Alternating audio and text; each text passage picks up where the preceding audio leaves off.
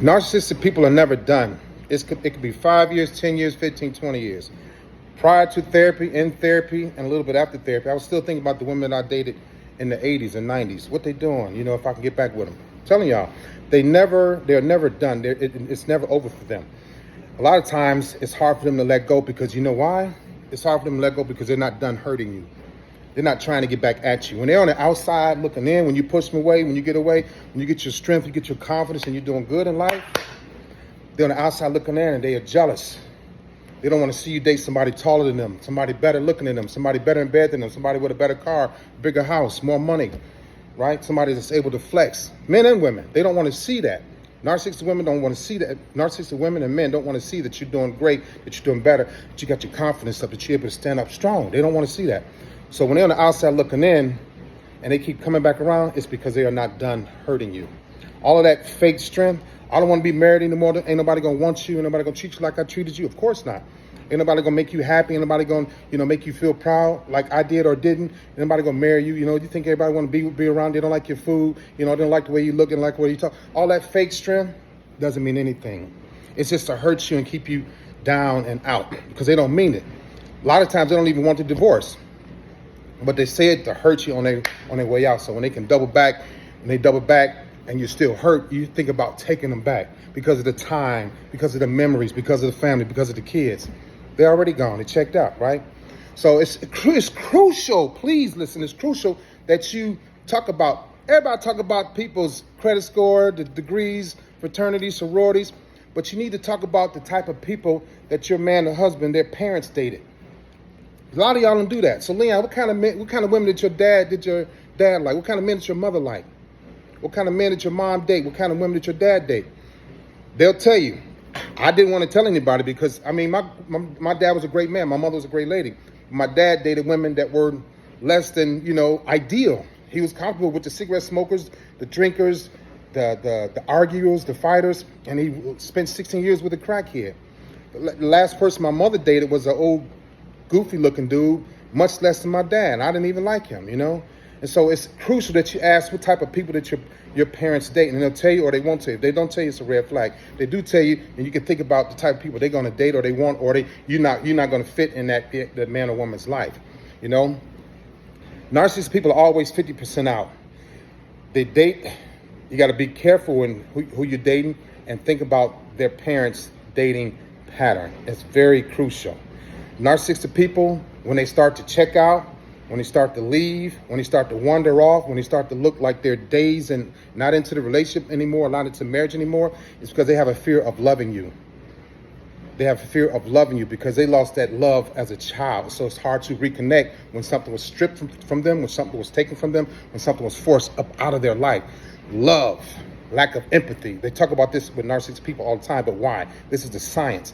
It was taken from them as a child, so they have a fear of loving you because you might discard them. You might leave them like mom or dad did, or you might leave them like grandma or grandpa did, okay? Or if the uncles or aunts are raising child, you might leave them like Aunt Betty did or Uncle Larry did. So they have a fear of loving you, right? They also have a fear of feeling trapped. When you have a fear of loving somebody and you start to wander off, you start to become a natural cheater, you have a feeling of being trapped. And so if you feel like you're being trapped, you can't be a natural leader. Naturally, a natural cheater. Naturally, I was a cheater. So naturally, I'm going to want an abundance of women, a bunch of supply. So if I feel like I'm scared to love you and I want to become attached or committed, it's because I'm a natural cheater from my childhood. I glorified the pimps, the hustlers, the cheaters, the womanizers. So when I get with you, I feel like I gotta be out 50% out already, so I'm not gonna give you my whole 100% of Leon because I'm a natural cheater. You don't know this, and I'm not gonna tell you this in the beginning because I want to get you too, and then add you to my list of supply. So when a person's a natural cheater, they're gonna have a hard time, they're gonna struggle with falling in love and being committed. So you're gonna always feel like they're running away, and that's what they do. I learned in therapy, you learn in therapy. Avoidance, running away, getting the hell out of there, right? Narcissistic people don't like long-term relationships because from age 5 to 11 is when my relationships with my parents, my brother, my sister ended. I had 6 years of a long-term relationship. So I had a short-term relationship with my family. After that, the family values, family morals were gone. Narcissistic people don't have that long-term relationship guidance, vision, connection. And so hence they don't have staying power. long term is gone. So we're used to coming from a broken family, and so not having a long term mindset coming from a broken family, it's now I feel like I'm set free when I was set free at 11 years old. So how can I be engaged or committed to somebody later on in life when I only have 5 years of long term relationship, which is not enough? And those 5 years of long-term relationship was a short-term relationship, and it was abusive. It was neglectful. Not my parents, to other people. I keep telling y'all this, but it was the short-term was short-term abuse, short-term neglect, but long-term effects. Okay, long-term effects. Natural cheaters, broken families, disconnected, running away, hiding. And so what happens is when I'm disconnected from a family as a child, I'm gonna be disconnected from my family when I get married. When I'm disconnected from a family when I get married, or a girlfriend, right? You become independent. Then when you become independent, you don't want to be held responsible, nor do you want to be held accountable.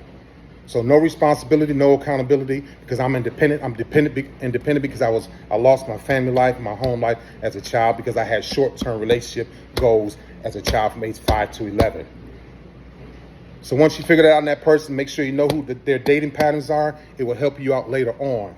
Don't just give somebody because they look good or they're tall, they have a nice butt, nice breasts, nice lips. No, find out their dating patterns from their parents, and it'll help you out figure out who you're dating in the future or who you might marry. It's all about being constructive. Time to construct yourself and reconstruct your life. All right? This is why the narcissistic people are all ready to check out. Thank y'all for listening. Have a great day.